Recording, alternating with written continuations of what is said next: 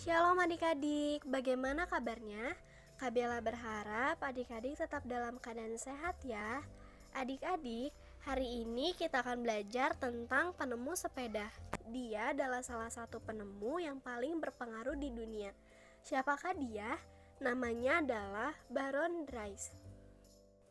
Baron Drais merupakan penemu sepeda berkebangsaan Jerman. Ia lahir pada tanggal 29 April 1785. Pada tahun 1818, Drais membuat sebuah alat transportasi roda 2 yang ditujukan untuk menunjang efisiensi kerjanya. Sebagai seseorang yang bertugas sebagai pengawas hutan Baden, ia memang membutuhkan sarana transportasi bermobilitas tinggi. Adik-adik, model yang dikembangkan terlihat masih belum jelas tampilannya, antara sepeda atau kereta kuda. Drais adalah seorang penemu yang produktif yang menemukan mesin berjalan. Drais juga menemukan mesin tik dengan keyboard untuk pertama kalinya pada tahun 1821. Setelah itu, mesin tersebut berkembang menjadi mesin steno awal dan kompor yang lebih hemat kayu. Adik-adik, Drais mulai belajar ilmu arsitektur fisika dan pertanian di University of Heidelberg dari tahun 1803 hingga tahun 1805. Ia juga bergabung dengan layanan sipil sebagai tim kehutanan resmi. Selain itu, ia juga bekerja sebagai guru di lembaga kehutanan pribadi milik pamannya. Kemudian, pada tahun 1810, ia menerima gelar sebagai kepala rimbawan. Namun, ia belum mendapatkan posisi yang sepadan. Adik-adik, bagi masyarakat Indonesia, transportasi jenis sepeda tentu sudah tidak asing lagi. Alat transportasi ramah lingkungan ini memiliki sejarah yang cukup panjang loh adik-adik di Indonesia. Tapi perlu adik-adik ketahui juga bahwa bentuk sepeda zaman dahulu sangat berbeda dengan sepeda zaman sekarang. Dan semua itu tidak lepas dengan inovasi dan juga kreativitas yang dikembangkan oleh para ahli yang berasal dari berbagai bidang yang saling membantu satu sama lain. Adik-adik, Drais memulai perjalanan pertamanya menggunakan sepeda buatannya pada tanggal 12 Juni tahun 1817.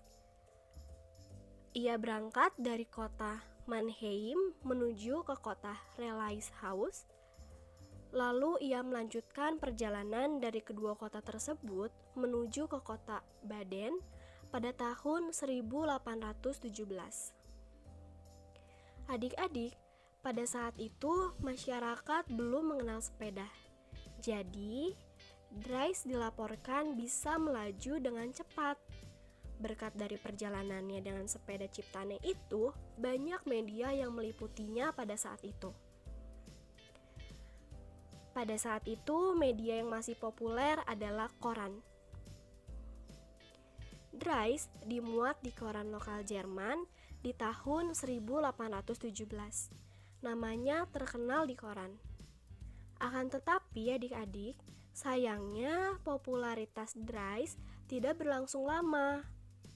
Karena setelah itu ada berbagai merek sepeda yang muncul dengan keunggulannya masing-masing.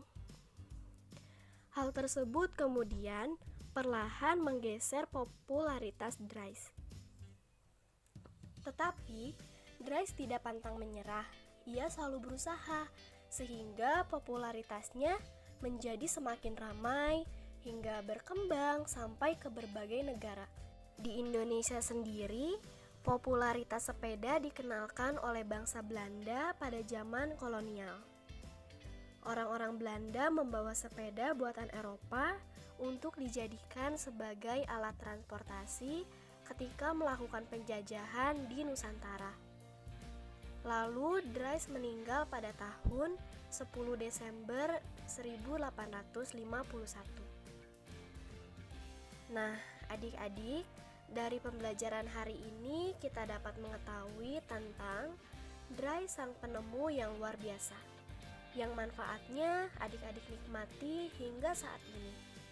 Jadi, kalau adik-adik saat ini bisa menggunakan sepeda untuk bermain dan juga berolahraga, itu adalah berkat dari Tuhan melalui penemuan Dries. Adik-adik, satu hal yang patut kita contoh dari sosok Dries adalah ia selalu berusaha dan tidak pantang menyerah. Semoga adik-adik semua juga punya semangat untuk belajar ya, sehingga menjadi anak-anak yang pintar seperti Dries yang hidupnya dapat membawa manfaat bagi banyak orang. Nah, adik-adik, bagaimana? Seru kan pembelajaran kita hari ini? Terima kasih, Tuhan Yesus memberkati dan tetap semangat.